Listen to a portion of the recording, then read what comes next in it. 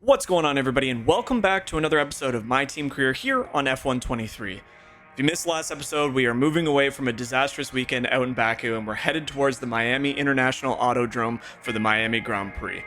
Looking to pick up a little bit of momentum last week. Like I said, we had a little bit of bad luck, and as we start our race weekend, we are met with our first task of signing, or not signing, but agreeing to who might be our rival. And, you know, after some consideration, I think Alpine as a team is more in par with where we're at, or just slightly above us.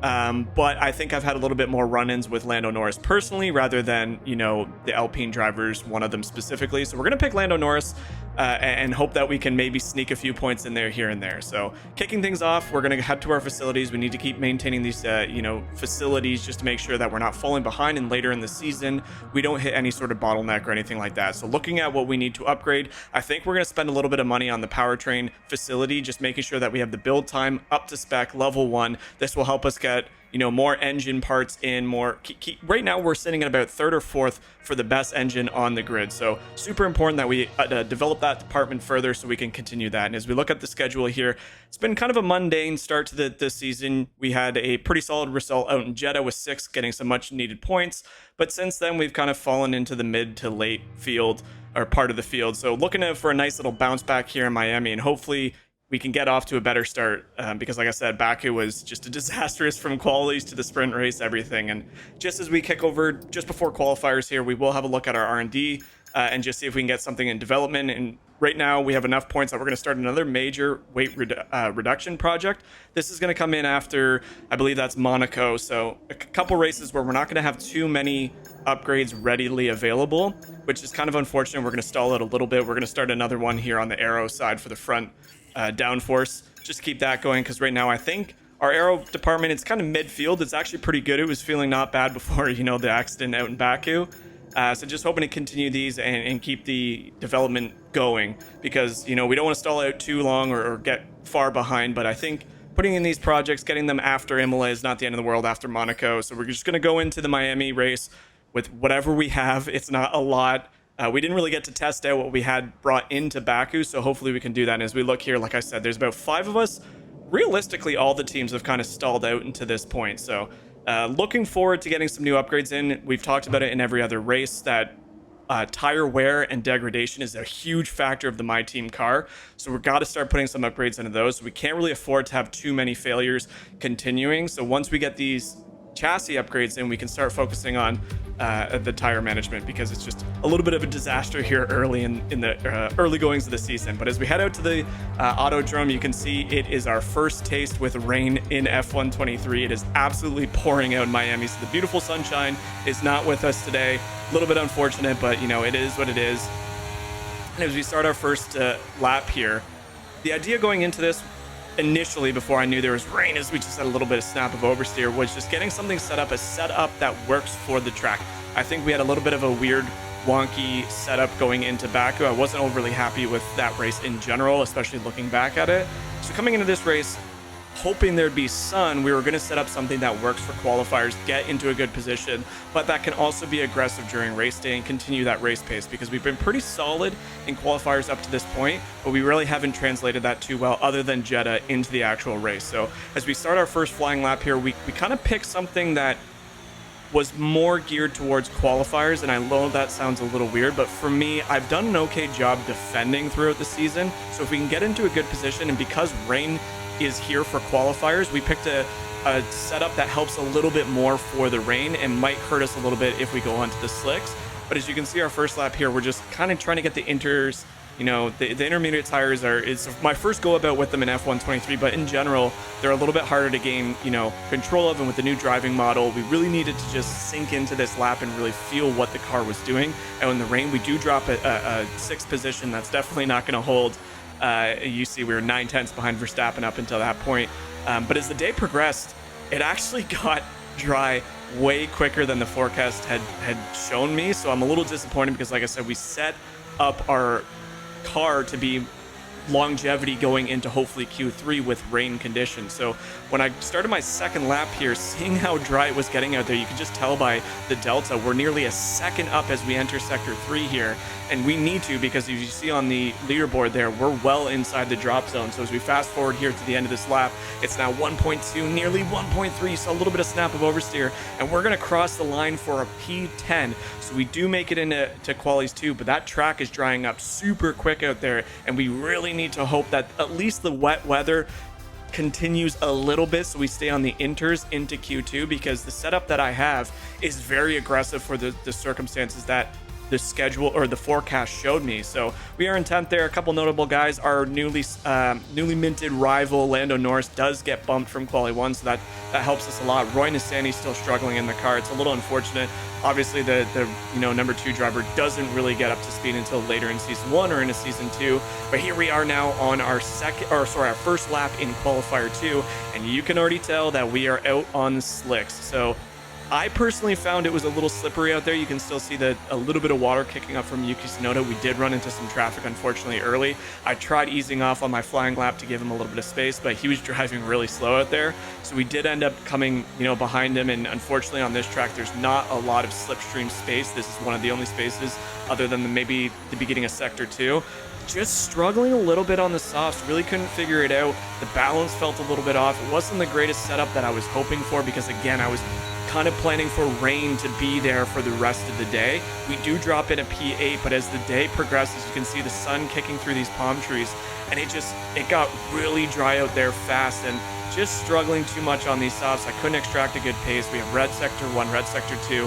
We're starting to close the gap here a little bit in sector 3, but on the leaderboard, we're currently in P16. We need a lot more than we got to pass up into P10 to get into that top 10 shootout. And unfortunately, that's going to be it here for qualifiers for Wet Motorsports team. Obviously, Nissany got bounced in Q1, and we were at the bottom of Q2. So a little bit of unfortunate circumstances, but if you remember from Baku, we had some engine wear issues that I forgot to replace going into this qualifiers. So because we got bounced out of the top 10 in Q2, I figured let's just throw on these new engine parts, take the penalty. It was my own mistake for forgetting to change them before qualifiers. We'll go in from the back of the grid, we'll get an aggressive strategy, and hopefully we can climb up there. Welcome to the Miami International Autodrome, home of the Miami Grand Prix.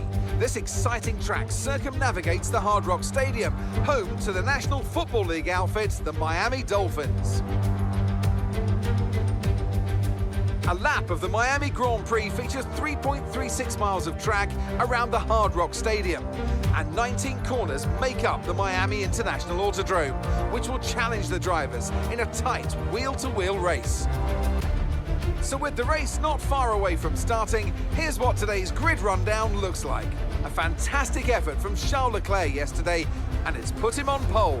And Max Verstappen lines up alongside. As we continue through the rest of the grid today, we have Perez, Sainz, Hamilton, Russell, Fernando Alonso, Gasly, Bottas, Tsunoda, Oscar Piastri, Stroll, Albon, Magnussen, Hulkenberg, Norris, Joe, Ocon, Nissany, De Vries, Sargent, and the owner-driver rounds off the grid. It's almost time for those 5 red lights to go out then. Let's see who can prevail today. And what would any Grand Prix weekend be without the one and only Anthony Davidson alongside me, as always, to talk you through the action. Now, let's talk about Charles Leclerc. Well, it was a really impressive lap in qualifying to get pole position, but are they going to be able to hold on to the lead into the first corner with so many quick starters around them? I'm also looking forward to seeing the different strategies in play today. Those who are starting on the red mark soft tyre are going to have a little bit more grip early on, but they have to make it count before that degradation starts to set in. All right, ladies and gentlemen, welcome to the Miami Grand Prix. As mentioned, we do take those penalties, so we are starting at the back of the grid, but we have a pretty aggressive setup here going, so hopefully we can get off to a really good start here, gain back those positions up until, P16, somewhere around there, and then just use the momentum of the race, the good strategy. On the softs, we're weaving through the traffic, and all of a sudden, we're up to P14 momentarily, but you see Albon on the outside, and it's Pierre Gasly in the Alpine who slips to the inside on that first corner and does manage to take that position away from us. So currently sitting P15, that's exactly what we needed. again, we had to take those penalties. I wasn't going to risk engine failure here in this race. No fault of anybody but my own. I totally forgot to upgrade those parts going into qualifier. You know, in Baku, we had about 3 parts. I believe it was the ICE,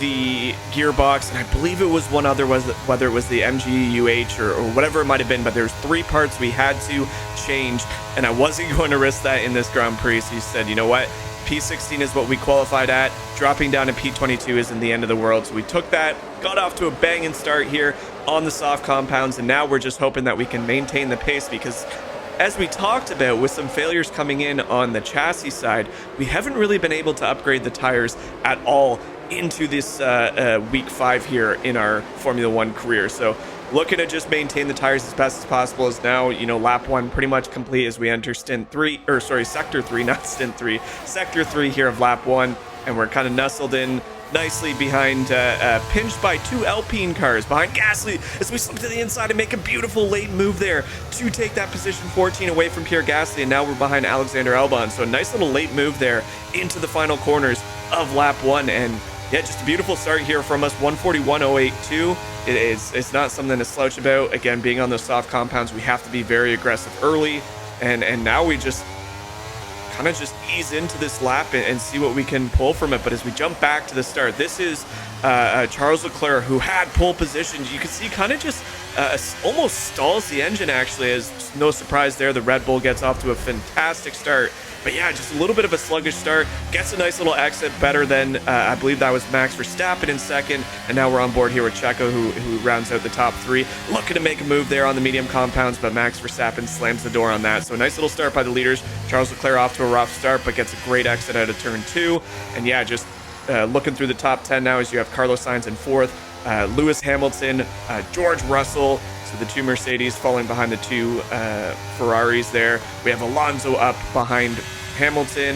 This is actually Valtteri Bottas, who's done a great job to get himself into the top 10 early here, and he's looking to put pressure on that Aston Martin. And surprise here is Yuki Tsunoda, the Japanese driver, up into the top 10 after a great start. You see Bottas, it looks to make the move. Oh my word, there's a flying end plate there. I'm not sure if that was Bottas, who that might have been. That Alfa Romeo and the Aston Martin got really close there, so somebody lost a front end plate. We'll have to see who that was. Kevin Magnussen, and no surprise, Haas off to a really good start here early goings of this season. So not bad there. Piastri just outside the top 10, but it looks to be Lewis Hamilton who lost that front end plate. Yeah, the front left end plate just completely gone. So he was a few cars up from Bottas when we were on board with Yuki Tsunoda there. So not entirely sure what happened with Lewis. We'll have a look here in just a moment as he's forced to make an early pit stop. So a little bit of a unfortunate scenario there for the former 7-time world champion. As he pulls out of the pits, I'm not sure what compounds he's on. It looks like he went onto the hard, so hopefully he can hang on to those for the rest of the race, because that's going to be hard to come back from. So as we go on this, yeah, he just clips the front. It didn't initially, oh wow, it didn't initially fall off. It was a little bit wobbly there as he rounded that corner, and then eventually it just comes screaming off, and luckily that didn't puncture anybody else's tires. That could have been an absolute disaster for a handful of those guys that were falling in behind Lewis Hamilton. So now up to lap 3, we've still put up a green sector, or I keep saying sector, or no, I'm losing my mind here, ladies and gentlemen. That is a green sector 1 and a green sector 3. I'm trying to think of too many things going on, but we're nestled up in P13 behind Alex Albon. Tires are still holding on okay. We have both the Alpine drivers of Gasly and Ocon right behind us. But this is a great start. I mean, this is exactly what we called for. Aggressive, strategy to go onto the softs, try and climb back up. Remember, we started in P22, so to be up in P13 is a really good start, exactly what we needed. You can see the pressure from the 2 Alpines as the DRS flap is now enabled. They're going to gain a lot of momentum coming down all of these straights. Miami is a kind of a difficult circuit to pass on, but there are a couple straights that they can open the DRS flap and really fly in there. The Alpine cars looked extremely fast, as we talked about, and yeah, I mean, Gasly just blows by us. We are going to get a late little break there and try and challenge him around the inside to the outside into this little chicane coming up. So we should have a nice little momentum, gain that position back for the time being, but come down this straight, I'm expecting both the Alpine cars to come flying. And we talked about in Baku, the unfortunate part for Alpine right now is they just haven't gotten off to the best qualifiers. I think their car arguably looks in the top 4 of cars in terms of speed, straight line speed. They're extremely fast. They're just getting off to horrible qualifiers, so not really in a position where they can make moves But as we see here, this is Lance Stroll finally putting on the move on Yuki Tsunoda. He started a little ways back, trying to climb back up on those medium compounds. It looks like Tsunoda has those softs. And then Magnussen slips to the inside of Bottas. So Magnussen, we talked about it. Haas has been extremely impressive here early goings of the season. And they're doing a great job here as he slipped easily on the inside to overtake into P7. And now lap 5, this is the same straight. We're going to see this straight a lot in this video. There's so many chances to overtake there, and we do get the outside move round the outside onto Gasly, who's looking to slip on the inside after that DRS. Just trying to be a little bit aggressive here, throw out the elbows. That's what we're going to need to do. Now that we've gotten up into P13, our tires are going to degrade a lot faster than the rest of the field, so we're going to have to get a little bit of elbows out. We also are recording this video right after we recorded Baku, so maybe a little bit of frustration coming out of that one. We're getting a little bit more of a feisty driver out of me in this one. But yeah, just trying to do our best to just maintain where we're at, because at this point in the race we go a little bit wide here into this turn, and then we get a snap of oversteer. This is surely going to allow both Alpines and the McLaren of Lando Norris, so our rival slips in there and we lose 3 positions after a massive snap of oversteer. So you can just see here in slow motion, we missed the apex of that braking corner, and when we tried to correct it and threw on the throttle a little too quickly, we got a massive snap of oversteer into that corner, nearly hit the wall. Thankfully, we bail out in time, but all 3 cars, both Alpines, the McLaren, and almost the Haas of Hulkenberg pass us. So now, thankfully, we get we'll drain the battery here. We'll get the DRS flap open. We'll look to make a move here on at least Lando Norris, and we'll get that move over completed here going into this really difficult chicane. But as I was mentioning, this is a pretty tough circuit here to overtake on. You have about 2 opportunities. The rest is just very challenging, so you don't want to make too many aggressive moves, especially on this part of the circuit here, because you can just throw the car wide. We look to do a switchback move on Esteban Ocon. We will look to throw on the DRS flap, maybe drain a little bit of battery, but we should easily overtake Ocon. But he will have DRS, because if you saw that, the activation point on Pierre Gasly was there, and now Norris is screaming down the straight here. Beautiful shot. We will hold on to that, and now we are up ahead of Norris. Gasly way off in the distance now, 1.5, and yeah, this is barely towards, like, this is about the medium point of stint 1, and our soft compounds are just dying on us super quick. So something I've been talking about, unfortunately, with the failures that we had on the chassis department, we weren't able to start any more upgrades into this, basically up until Imola, up until Monaco. So there's still a couple of Grand Prix weekends that we have to get through with the current situation of these tires, and it's really difficult to control. Miami is a very tough circuit to drive. Again, it's this temporary circuit that they built around the Hard Rock Stadium, and I don't know what it is about it. Again, it's my 2nd game. I think it's only been in for 2 games now, 2 seasons of the F1 season. It's tough to drive. I mean, I'm not familiar with it. It's, braking zones are still, even with the racing line that we play with. And then as we hop up to the leaders, this is Leclerc battling it with Perez, and they make contact. That's pretty aggressive contact there from Charles Leclerc, the Monegasque man, looking to make a move. So he does retake position 2 away from Perez. Perez looking very strong in that Red Bull, as you would expect, but some nice little battling there, a little bit of a wheel-to-wheel contact. I'm not sure if the FIA saw that one, but now as we hop up to lap 7 here, towards the end, going into lap 8, it is Leclerc wheel-to-wheel with Perez again, so he's on those softs. He's definitely getting towards the end of his stint. He's going to have to pit here momentarily. Did a great job of just nestling off Perez, maintaining that position 2nd. He's going to have to fight for that if he wants to remain in P2 for the end of the race. But as we start our lap 9, we come in for the pit stop. It is a beautiful turn in there, and we're looking to jump onto the hard so we can go for a longer stint. Obviously, it's not really an undercut, because that's about 9 laps. It's about the length you can get out of the soft slicks.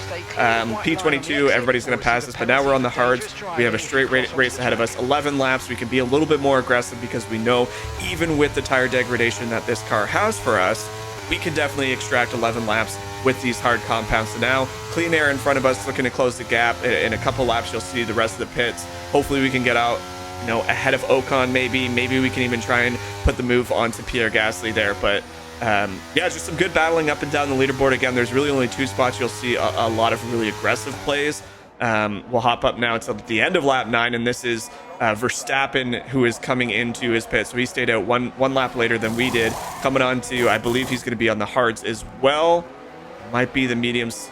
medium compound. You see Carlos Sainz also coming in the same time as Verstappen. So now for Perez and Leclerc pitted a lap before, same lap as we did. Perez is out there. He's trying to overcut his team in a little bit. I'm not sure if it's going to quite work, but now lap 9, you can see as all these guys are in for the pit, we're going to regain the position at least a little bit up into P19 momentarily, but in a couple laps, we will be able to hopefully regain into the position that we were roughly at. But you can see we did come out just ahead of Ocon, who is on the medium, so that's a really good sign there that we pitted at an appropriate time, get onto the proper compound for the rest of the race, and now it's just smooth sailing. We're about just under a second up on Ocon. As we flash forward here to lap 10, you're going to see that we are setting, we have a green sector 1 and green sector 2, so our best times going into this lap. The hards are working beautifully for me early on. I think the softs are surprisingly the worst in terms of tire degradation.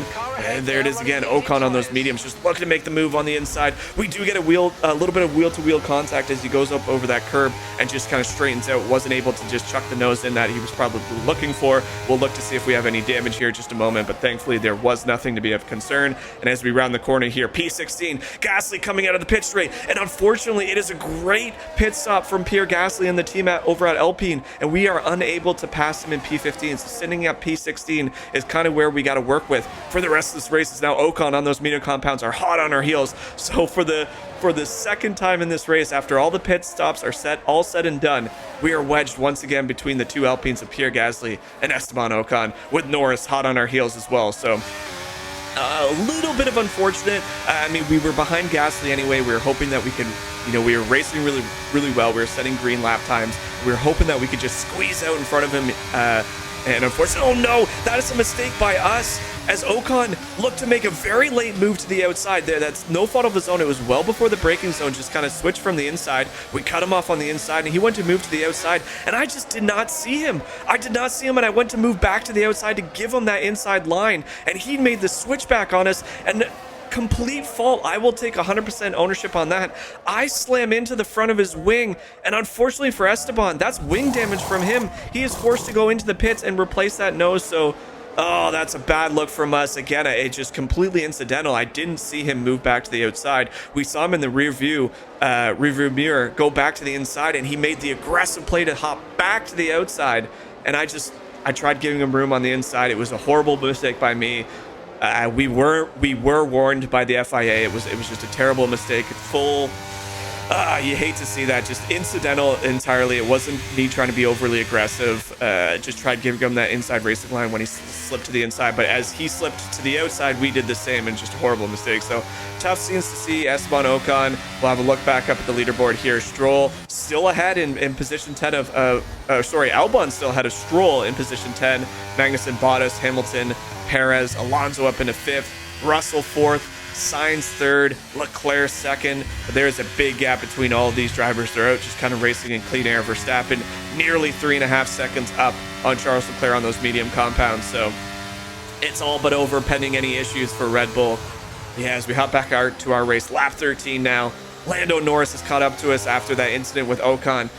0.6 of a second, a little bit of wobble here. So as we get into this, we're just trying to be over aggressive defending, and right now it's not really working out the best for us. Is a little bit of snap of oversteer here and there, just maybe playing a little bit too aggressive after that Baku. Really don't want to give up any more positions. Again, we started in P22, getting up to P15 at this point was a mighty task, a mega drive that we've had up until this point, and now we're just seeing our rival Lando Norris hot on our heels as he'll slip to the outside, and we'll just look to make that aggressive move into the inside, barely get it. It looked like Lando Norris had a little bit of wing damage. I'm not sure if he got caught up with Hulkenberg, who was battling him out earlier there, as we saw a quick glimpse of that, but did a nice job there. Maintained position 15. Lando lost a little bit coming out of that last corner, but that McLaren is looking really fast. If you look at the leaderboard, we're really the only driver here on those hard compounds, so maybe a little bit of a missed opportunity by me. Thought we could, pit at the beginning of the pit stop strategy, get onto the hards and make up some ground, but it seems like everybody around us, especially even those, you look at Verstappen, who's also on the softs, he pitted for medium. So I think a bit of a misjudgment on which compound we should be on. Not that the hards are going away too quickly. And as we go up to lap 14, things just get worse for Esteban Ocon as he is forced to retire with engine issues. So Oh, that is just a tough race. It's, again, contact by me is something you don't want to see. I was not happy about that one. It was a really bad mistake. But here we go. Esteban Ocon, as he's out of the pits on the mediums, and you can just see the engine failure, the yellow light, and as we look in the rearview mirror, yep, that's a lot of smoke coming out of the engine here of the Alpine driver. The Frenchman forced to pull off. It's actually not the safest pull off that I've seen, especially going into that really tight chicane. I'm surprised no safety car or even a virtual safety car. It was just yellow flag the whole time. And Esteban's car was parked there for about 2 laps before they were able to remove it. So very dangerous spot here. You'll see Lando Norris look to make the move on the outside. We'll once again brake late. We still have that grip on the hard slicks, hard compounds. Yeah, just thankfully that yellow flag, he may have looked to make a move on us here, but yellow flag forced, no overtaking. We'll come into this chicane here once again, little bit of oversteer, everything. It seems like we're losing the back end on almost every tight chicane. That's a very difficult part of the circuit anyhow. Like I talked about, it's not a lot of confidence on this. You hate to see that from Esteban. The bad luck for Alpine continues. Yeah, looking back, I mean, that was not a good look for me, and I'm going to keep saying that, but and now for weirdly, Lando kind of turns into us. We were driving a straight line and he barely nudges us, maybe damaging that front wing a little bit more. It's lucky for him he doesn't have to pull into the pit stops like Esteban to get a new nose cone on there. But yeah, it's tough scenes. But here we go up into P8 now. You have Magnussen, the Haas driver, is now being pressured by Lewis Hamilton. Remember, Lewis Hamilton had to pit at lap 2 to get a new front wing after that incident where he lost that front left wing plate. But putting some good pressure up until 9, so his hards have held on for the better part of this race, and that just shows what kind of tire degradation these AI drivers in the mega cars, the top 3 teams are able to deal with. That's nice to see. Lewis has battled back. For us, we're still in P15. Not much is going to change here, guys, until the end of the race. Lap 16, you see a train here of Lando Norris, Hulkenberg. It's going to be a battle down the stretch, but as long as we defend well here, as Hulkenberg will look to make the move now onto Lando Norris. The Haas team is looking so fast here, and that is without DRS. That's just a really good overtake. A burst of speeds through the slipstream. Lando Norris makes a mistake, gives up that inside racing line, and Hulkenberg in the Haas slips into the inside, overtakes him for P16, and now Lando Norris is forced to fight back here.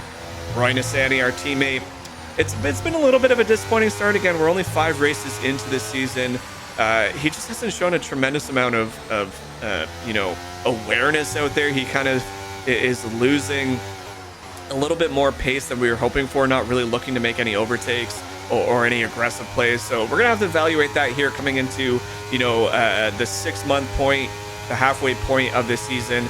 We're going to have to do some thinking if we want to re-sign Roy and give him another chance, or if we're looking to test open waters. But right now, the team isn't in the best position here to really look to sign anybody as Hulkenberg makes contact, and our hands go up for the 3rd time. So while we've made some aggressive plays and made some unfortunate contact, there's been some other drivers who have been trying to do the same thing. Hulkenberg around the outside just dips in a little bit too quickly, touches our tire, and thankfully, oh my word, I feel like I've seen a snap of oversteer there every single time we've entered that chicane. So Miami is wreaking havoc on us as we look here. We are starting to see a little bit of engine wear on one of the components there. Tires are, surprisingly, we're on lap 19, so the penultimate lap here as we're about to approach lap 20. Tires are holding on okay. I mean, they're not quite the same as you saw Hamilton. He battled from the back of the grid up into the top 10 for some points. But all in all, our tires are holding on pretty nicely. I think the hard compound is something we can definitely work with. Was it the right strategy? Should we have been on the mediums? I think you can argue that, but I'm not sure with this My Team car with the current rate that our tires degrade. I'm actually not sure we could have gotten through the race on the mediums, or it would have been very tight. But that's going to be it here for Miami Grand Prix. We'll head up to lap 20 now. It was a fast one. Again, there's not a lot of chances on this circuit for cars to really be too aggressive. It's a lot of back and forth winding turns into, there's only 2 zones with DRS, the straights, where you have to be really aggressive coming out of them to make the overtake. But Max Verstappen will win with a 6-second gap to Leclerc from Sainz. That's your top 3 podium. Russell did a great job to finish 4th. Alonso in P5. Checo fell back to P6 after staying out a little bit longer. It was a really aggressive overcut strategy that did not pay us. Magnussen, the Haas man, is holding on. This is great to see Haas up in a P7. Valtteri Bottas a phenomenal race weekend here in Miami for the Alfa Romeo driver. Lance Stroll holds on at P9. Hamilton is right behind him, so we'll see if there will be one late lunge here into the final straight. But Hamilton up to P10 after that disastrous opening lap where he was forced to pit. Albon just outside once again. He's having a phenomenal start to the season, similar to what we're seeing in regular Formula One, real Formula One, doing a great job just trying to get that Williams up there as high as possible. But a P11 is definitely nothing to slouch about. And now back to our race, just behind all those leaders here. Lap 20, our final lap here of the Miami Grand Prix. We're battling out down the stretch with Nico Hülkenberg, Lando Norris into the final parts of this Sector 1 into the straights here of Sector 2.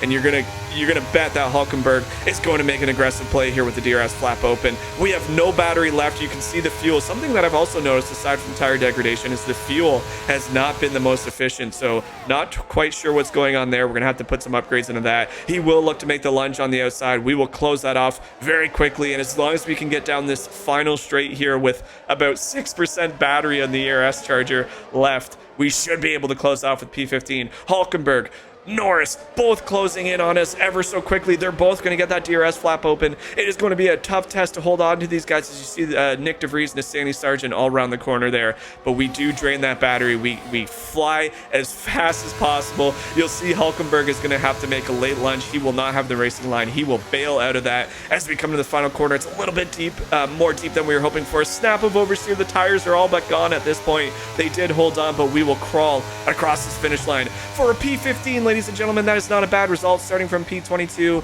Obviously, if I had caught on to those engine parts and changed them out in qualifiers, we could have started up in P16 and had a much different result. But all in all, not a bad race. We do get driver of the day after that beautiful opening lap passes, 6 drivers. But that's it, guys. Let's watch the podium presentations. Phenomenal Miami Grand Prix, and what a great show of skill from our race winners today.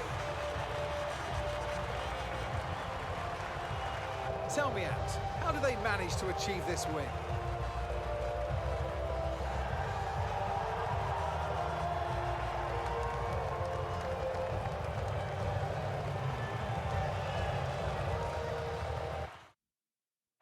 Red Bull put up an outstanding fight for the front position today, and it's great to see it paid off for them.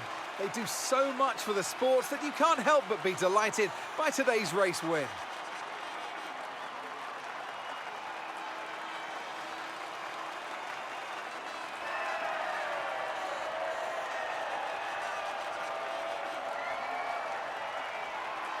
Well, there you go, ladies and gentlemen. Stop me if you've heard this before, but Max Verstappen, winner once again early in the season, off to a phenomenal start.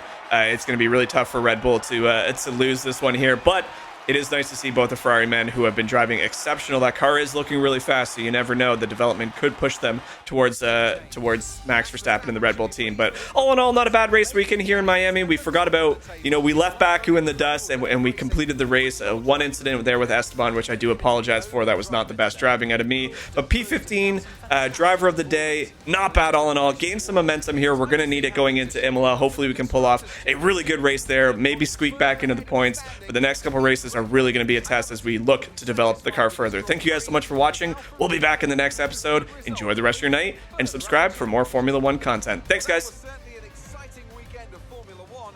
Be sure to join us